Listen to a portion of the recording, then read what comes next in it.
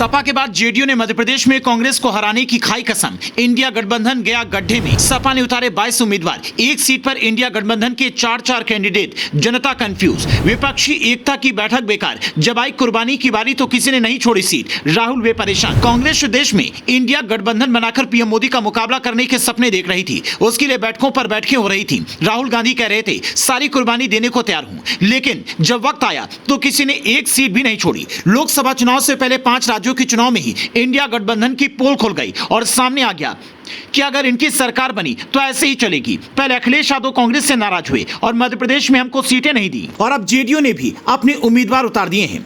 अब मुश्किल यह है कि एक सीट पर 4 इंडिया गठबंधन के उम्मीदवार हो गए हैं। जेडीयू ने मध्य प्रदेश विधानसभा चुनाव के लिए उम्मीदवारों की पहली लिस्ट जारी कर दी। पहली लिस्ट में जेडीयू के 5 उम्मीदवारों का नाम है। जेडीयू ने जिन 5 उम्मीदवारों की घोषणा की है उनमें पिछोर विधानसभा सीट से चंद्रपाल यादव, राजनगर से राजकुमार रायकुमार, विजय राघवगढ़ सीट से शिव नारायण सैनी, थांदला विधानसभा सीट से तोल सिंह भूरिया और पेटलाबाद से रामेश्वर सिंघार को उम्मीदवार बनाया है। जेडीयू का इस तरीके से एमपी में अपने उम्मीदवार उतारना कई सवाल खड़े करता है। सवाल इस बात का कि क्या इंडिया गठबंधन अपने लक्ष्य की ओर बढ़ने से पहले ही खात्मे की कगार पर है। असल में बिहार में तो ये महागठबंधन के भीतर भी सब कुछ ठीक नहीं चल रहा है।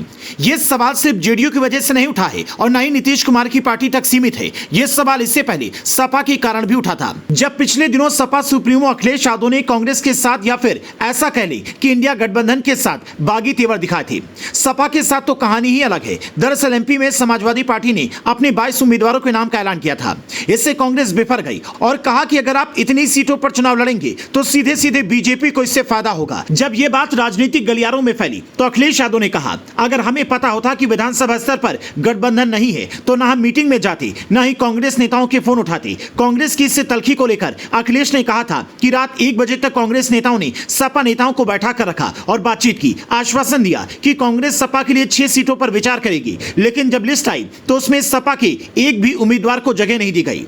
बस यही पूरी कहानी है। यहीं से गठबंधन में गांठ पड़ गई। लेकिन आपको क्या लगता है, जेडीयू ने अचानक से उम्मीदवार उतारे हैं? तो ऐसा बिल्कुल नहीं है। यह बिहार के महागठबंधन से लेकर अखिलेश यादव तक से जुड़ा है, क्योंकि नीतीश कुमार की आजकल अखिलेश यादव से अच्छी पट रही है और अखिलेश के रिश्तेदार के साथ मिलकर नीतीश बाबू सरकार भी चला रहे हैं। तो जब कांग्रेस ने अखिलेश को झटका दिया तो नीतीश बाबू ने कांग्रेस को झटका दिया। यही अटक झटक इंडिया गठबंधन को पटक देगी, क्योंकि सोचिए अभी तो राज्यों का चुनाव है, ये लोग साथ में नहीं आ पा रहे हैं।